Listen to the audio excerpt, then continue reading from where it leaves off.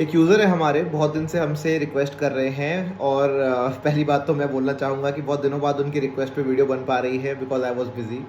But ये video है about acceptance commitment therapy. Already मैं इस पे वीडियो बना चुका हूँ, बट शायद लोगों को पुराने कंटेंट तक पहुँचने में मुश्किल होती है, तो मैं दोबारा बना रहा हूँ। एक्सेप्टेंस कमिटमेंट थेरेपी या एक्ट थेरेपी एक अच्छी, इफ़ेक्टिव और एम्पेरिकल थेरेपी है, रिसर्च बेस्ड थेरेपी है। ओसीडी के ट्रीटमेंट में बहुत अच्छी काम आती है। ऑलराइट, कहें कि ये सबसे बेस्ट थेरेपी है तो ऐसा नहीं है, one of the best therapies है। और मैं सच में हमेशा अपने एक्सपीरियंस से ये जानता हूँ और मानता हूँ कि there is no one single therapy which will help you forever. You need to have a combination of different therapies. One of the therapies is ACT therapy, acceptance and commitment therapy. अब इसमें क्या करते हैं, आज इसकी बात करते हैं। अब एक्ट थेरेपी कहता क्या है? वो कहता है कि इन 6 चीज़ों को, इन 6 प्रिंसिपल्स को, इन 6 सिद्धांतों को, आप कैसे भी मान लो, इन चीज़ों पे अगर आप फोकस करेंगे, अपनी लाइफ को इन 6 चीज़ों पे बेस करेंगे, तो आपकी लाइफ से साइकोलॉजिकल तकलीफ जो हो रही है आपको, जैसे ओसीडी, एंग्जाइटी, डिप्रेशन, किसी भी तरीके की तकलीफ, वो कम होने लग जाएगी। ऑलराइट, और बड़ी ही प्यारी थेरेपी है जीवन में, not just to get relief from the mental health struggles. मैं अपने जीवन में वैसे भी यूज़ करता हूँ एक्ट थेरेपी को, काफ़ी अच्छा मानता हूँ मैं, as a life guidance manual कह लें। इससे पहले कि मैं आपको 6 प्रिंसिपल्स के बारे में बताऊं, आपको ये जानना ज़रूरी है कि एक्ट थेरेपी क्या मानती है, उसका एक व्यू पॉइंट क्या है। तो एक्ट थेरेपी ये मानती है, इनके जो डिस्कवरर हैं जिन्होंने इसको बनाया है, वो ये मानते हैं कि इंसान के जो इनर स्ट्रगल्स होते हैं ना, अंदर की चीज़ें, जैसे मेंटल हेल्थ स्ट्रगल्स तो इनसाइड हो रहे हैं, आउटसाइड तो पेन नहीं है, कोई वुंड नहीं है, कोई चोट नहीं लगी है शरीर पे, या कोई एक्चुअल प्रॉब्लम नहीं है जो सामने घटित हो रही है। तो जो मेंटल हेल्थ स्ट्रगल्स हैं, जो हमारे इनर फाइट्स हैं, उनको आप नॉर्मल फाइट्स की तरह नहीं जीत सकते कि आप उनसे लड़ रहे हो, उनको सॉल्व कर रहे हो, उनसे टग ऑफ वॉर खेल रहे हो, धक्का मुक्की कर रहे हो। अपने आप से आप लड़ नहीं सकते हो। ओके, खुद से जंग करना और खुद से ही जंग जीतना बहुत मुश्किल हो जाता है। तो एक्सेप्टेंस कमिटमेंट थेरेपी कहती है, एक्सेप्ट करो पहली बात तो कि हाँ, मेरे अंदर एक प्रॉब्लम हुई है। एक्सेप्ट कर लो कि हाँ, मुझे तकलीफ है, जैसे कि ओसीडी है, एंग्जाइटी है, डिप्रेशन है। Yes, I have it. First of all except करो, ठीक है। उसके बाद एक्सेप्ट करने के बाद उन कामों में अपने आप को इन्वॉल्व करो, इंगेज करो, जो आपकी ज़िंदगी को बहुत बेहतरीन बनाए, खूबसूरत बनाए, उसको मीनिंग दे, बहुत बड़ा अच्छा मीनिंग, आपको मज़ा आए ज़िंदगी जीने में। अब इसमें आपको ये लग सकता है सुनने में कि यहाँ बात हो रही है कि अपने प्रॉब्लम को छोड़ दो। एक्चुअली कुछ हद तक बात यही हो रही है कि अपनी प्रॉब्लम को साइड में रखो, पॉकेट में डाल दो अंदर। प्रॉब्लम है, मान रहे हैं, लेकिन आगे बढ़ो। ये ट्रीटमेंट का तरीका है। जब आप आगे बढ़ोगे तो वो वाली प्रॉब्लम अपने आप श्रिंक होती जाएगी। तो वो 6 प्रिंसिपल्स की हम बात करते हैं, क्या है। पहला प्रिंसिपल है वैल्यू अवेयरनेस। वैल्यू अवेयरनेस का मतलब है अपने ज़िंदगी के उन मकसदों की लिस्ट बनाओ, उन वैल्यूज़ की लिस्ट बनाओ, या जानो या पहचानो उनके बारे में, जो आपकी ज़िंदगी में एक्चुअली में बहुत बड़े मायने रखते हैं। ऑलराइट, फॉर एग्जाम्पल के तौर पे एक छोटा एग्जाम्पल दे रहा हूँ। मान लो कि मेरे पैर में चोट लग गई और मेरा एक फाइनल एग्ज़ाम है कॉलेज का। ओके, कॉलेज का फाइनल एग्ज़ाम है, पैर में लग गई है चोट, लिखना हाथ से है, जो मैंने चीज़ें पढ़नी थी जो एग्ज़ाम में आएंगी वो मैंने दिमाग में, अपनी मेमोरी में है, मेरे पैर में चोट लगी है। मैं किसी तरीके से पैर के अंदर साइड में एक्सेप्ट करूं कि हाँ, चोट लग गई है, थोड़ी बहुत मरहम पट्टी करूं और आगे बढ़ जाऊं, एग्ज़ाम दे आऊं। ऑलराइट, क्योंकि exam is more important than this चोट। चोट है, इससे चोट ख़त्म नहीं हुई है, दर्द भी ख़त्म नहीं हुआ है, लेकिन मैंने अपने बिगर प्रायोरिटी, बिगर वैल्यू को फोकस में लाया और उसके ऊपर ध्यान दिया। ऑलराइट, इससे मेरी ज़िंदगी इफ़ेक्ट नहीं हुई। ऑलराइट, मेरी चोट ख़त्म नहीं हुई, सॉरी, इससे मेरी चोट ख़त्म नहीं हुई है, पैर की दर्द ख़त्म नहीं हुआ है, लेकिन I am choosing the greater values. ऐसे ही कभी कभी आपने देखा होगा कि पेरेंट्स बहुत सेक्रीफाइसेस करते हैं कि अपने बच्चों को पालें, या एक हस्बैंड अपनी या वाइफ सेक्रीफाइस करते हैं अपने पार्टनर के लिए। Sacrifice is not a right word I want to use, but they put their partner और देयर चिल्ड्रन और their people, put their loved ones above them, कि मुझसे पहले इन लोगों के लिए चीज़ें ठीक होनी चाहिए। राइट, वैल्यूज़ को आपको चूज़ करना पड़ेगा कि आपकी ज़िंदगी में कौन सी चीज़ें आपके ओसीडी, एंग्जाइटी और डिप्रेशन से भी ज़्यादा इंपॉर्टेंट है। उनकी लिस्ट बनाइए, उनके बारे में सोचिए। सेकेंड चीज़ एक्ट थेरेपी की होती है contact with the present moment. Alright, इसमें आपको माइंडफुलनेस पे बहुत फोकस किया जाता है कि माइंडफुल रहें, प्रेजेंट में रहें, पास्ट में या फ्यूचर में बहुत ज़्यादा ना रहें, प्रेजेंट में रहना सीखें, ट्रेन करें अपने माइंड को। और मैं ये बता दूं कि ट्रेनिंग के साथ साथ ये जो स्किल है माइंडफुलनेस की, ये अटेन करना पॉसिबल है।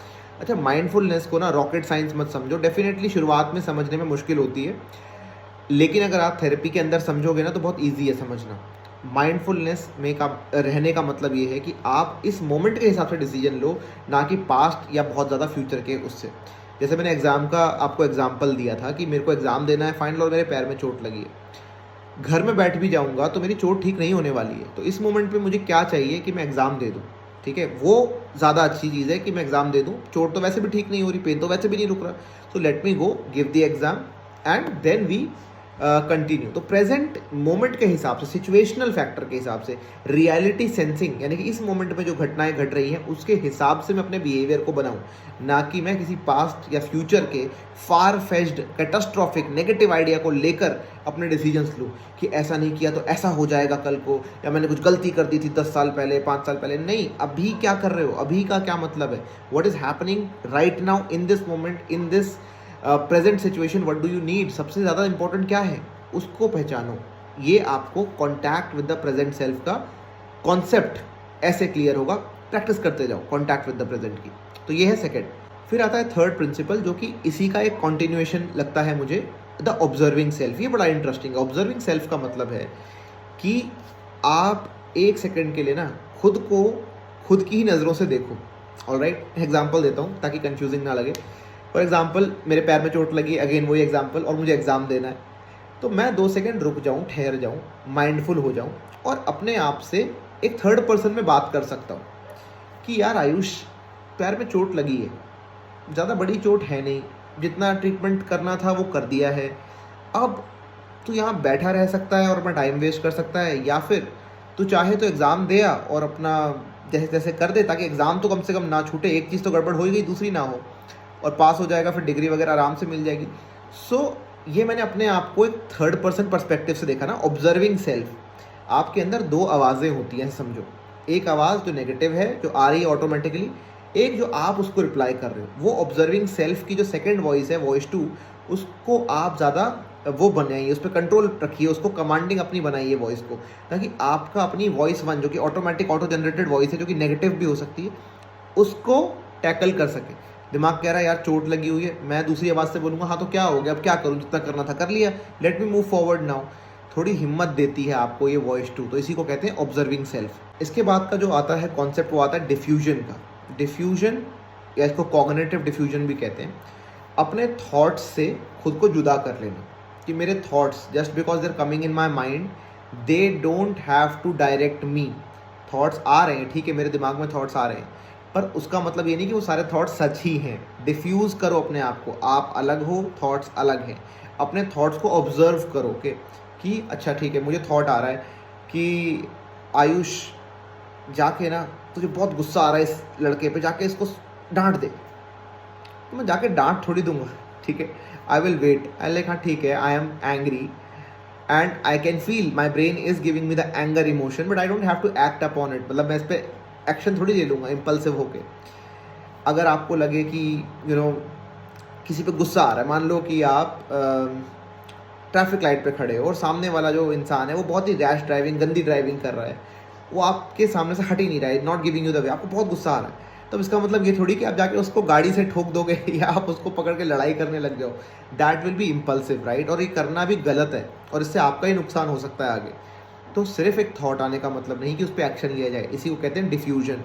अपने थॉट्स को जस्ट अपने दिमाग में आने वाले एड्स समझो कि ऑटोमेटिक बहुत सारे थॉट्स आते हैं दिन में, 70,000 80,000 थॉट्स आते हैं हमें, ज़्यादातर नेगेटिव भी होते हैं, लेकिन हमें हर थॉट को सुलझाने, सॉल्व करने या कुछ उसके अंदर उसकी सर्जरी करने की ज़रूरत नहीं है। We don't have to open every thought, analyse and examine it and do something about it. नहीं, थॉट्स हैं, आएंगे जाएंगे अपने आप। ऑलराइट, डिफ्यूज़ करो। इसके लिए एक बहुत अच्छा एग्जाम्पल भी देते हैं ये लोग कि अपने आप को ऐसे समझो कि मैं एक बस स्टेशन पे बैठा हूँ, बस स्टैंड पे बैठा हूँ और सामने से बहुत सारी बसेस जा रही हैं और ये बसेस मेरे थॉट्स हैं, ये आएंगी जाएंगी आएंगी जाएंगी, बट मुझे हर एक बस में चढ़ना थोड़ी है। ऑलराइट, जस्ट बिकॉज मेरे सामने एक बस खड़ी, जस्ट बिकॉज मुझे एक थॉट आ गया है, तो इसका मतलब नहीं कि उसके लिए मुझे कुछ करना ही है। ऑलराइट, तो डिफ्यूज़ करके रखो, आप अलग हो, थॉट्स अलग हैं। ऑलराइट, फिर एक चीज़ आती है एक्सेप्टेंस। एक्सेप्टेंस का मतलब ये है कि आप रेडिकली इस बात को मान लें कि it is what it is, जो हो गया वो हो गया, ऑलराइट, जितना होना था वो हो गया, चोट लगनी थी वो लग गई, अब इसके बाद यहाँ से और मैं इसका कुछ नहीं कर सकता, जितना होना था वो हो चुका है, घटनाएं घट चुकी हैं, whatever has happened happened, alright, I accept, I have anxiety, I have OCD, I have depression, मैंने एक्सेप्ट कर लिया इस बात को। अब क्या, इस प्रॉब्लम पे क्या करूँगा? एक्सेप्ट कर लिया, दो रास्ते हैं आपके पास, या तो आप विक्टिम माइंडसेट में चले जाएं, रोते रहें बैठ के, क्रिप करते रहें इस बारे में और उदासी में जाएं, सब कुछ छोड़ दें, विड्रॉन हो जाएं, लेकिन वो आपको हेल्प नहीं करेगा।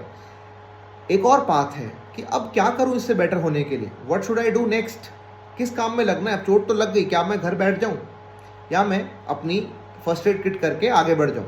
एक्सेप्ट करो और देखो कि आगे क्या करना है, instead of getting stuck in that victimization और दैट विक्टिम ब्रेन, ऑलराइट।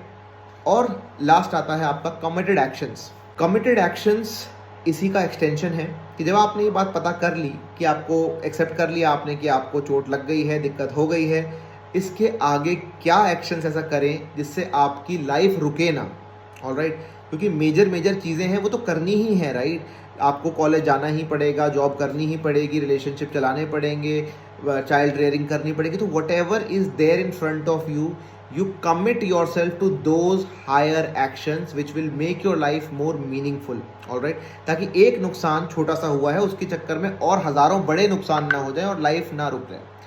अब इन 6 प्रिंसिपल्स पे चलते चलते एक्ट थेरेपी ये देखती है कि अगर आपने इनको अपने लाइफ की गाइडिंग लाइंस बना लिया तो आपकी जो प्रॉब्लम है, बिकॉज वो साइकोलॉजिकल प्रॉब्लम है, मैंने ऑब्वियसली एग्जाम्पल इसके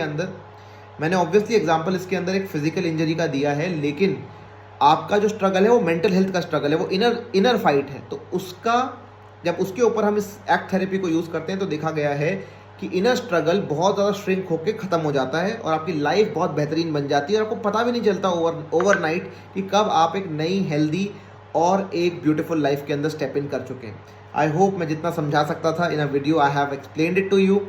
इसके ज़्यादा आपको अपने ऊपर अप्लाई करना है या अपने आप के बारे में समझना है तो आप थेरेपी के लिए सेशन बुक कर सकते हैं and I will help you more. Till then take care and subscribe to the channel, click on the bell icon, notifications मिलते रहें आपको and keep beating your mental health disorders like a pro.